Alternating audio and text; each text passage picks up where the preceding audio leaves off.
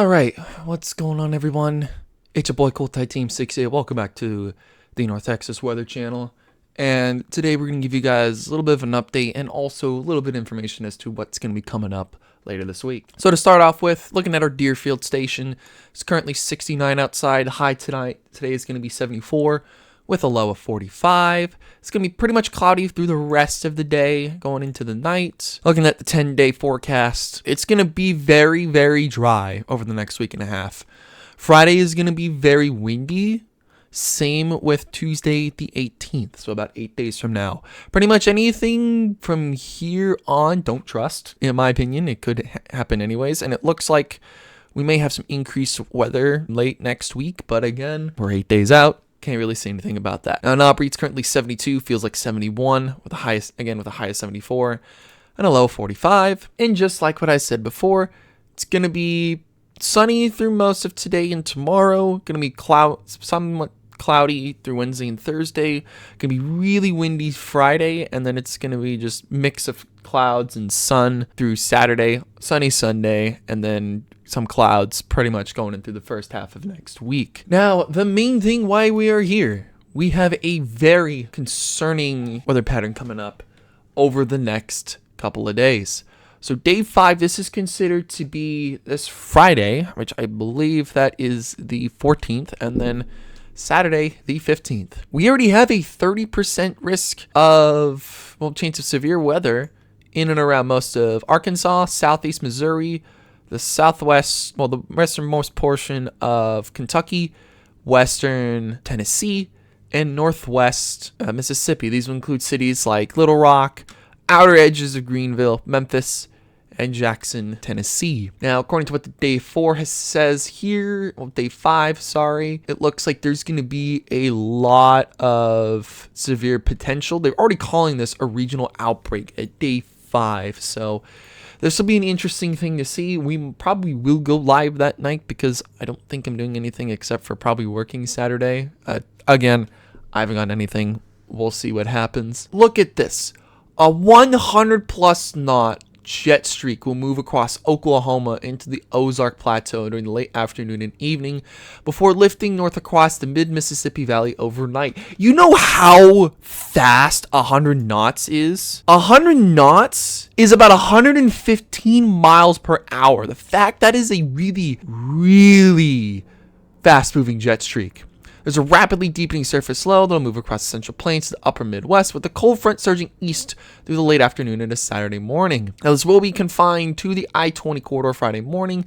However, low-level flow will quickly transport moisture northwards through the Mississippi Valley, thanks to that 100-knot jet streak. Jeez. Surface dew points greater than 60 will likely remain south of the Missouri-Botho vicinity. The broader area, more modest moisture. Far north is northeast Iowa, southwest Wisconsin, and northern Illinois. It'll be less favorable. Strong, large-scale ascent intense and surging cold front will likely be sufficient for severe conditions, even amid weak instability. Further south from Arkansas, Texas, and into lower Mississippi, better quality moisture is expected to overlap intense shear. Overall, this will support all severe hazards. The potential mixed mode of QLCS, which is what we saw last week as it went in through Louisiana, Mississippi, and Alabama, as well as supercells, which that is of greater question. North and east extent of severe potentials remains a bit uncertain, either due to moisture concerns and or spread among various guidance and timing and position of key features, and will most likely be refined over the next several days. So could go farther north, could go farther east. We don't know. I'm looking at day 6.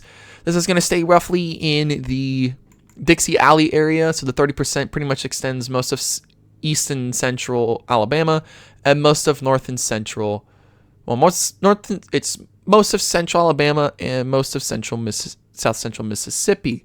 Now for day 6, that new low will eject into Ontario by that Saturday. The base of that larger scale upper trough over the plains will go east towards the lower Mississippi Valley and southeast. This will maintain that deep layer southwesterly flow with intense low-level jet expected to develop by late afternoon as stronger height falls over spreads deep south. Convection at the beginning of the period from lower Ohio Valley towards northern Mississippi, adds some uncertainty regarding how the air mass would destabilize. Appears likely a very favorable corridor of rich boundary layer moisture will overlap strong shear from the central and southern Missouri into northern Alabama, and this overall pattern will see favorable both supercells and an eventual QLCS. this might or might not be a very dangerous thing.